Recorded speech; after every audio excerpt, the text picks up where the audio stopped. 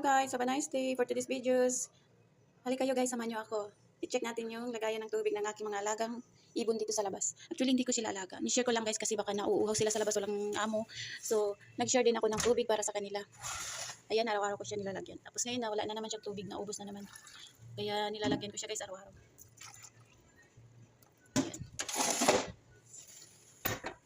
Mamaya may pupunta dyan at iinom ng tubig. So, ayan guys.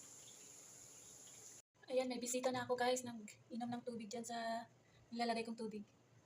Ayan, nauuhaw sila sa sobrang init sa labas. Kaya nag-share ako ng tubig sa kanila para makainom din.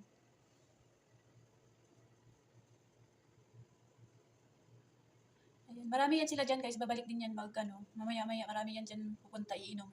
Dito lang yan sa bintana ng kusina ko. Yan. Minsan dyan na sila natutulog. Okay guys, thank you for watching for this video.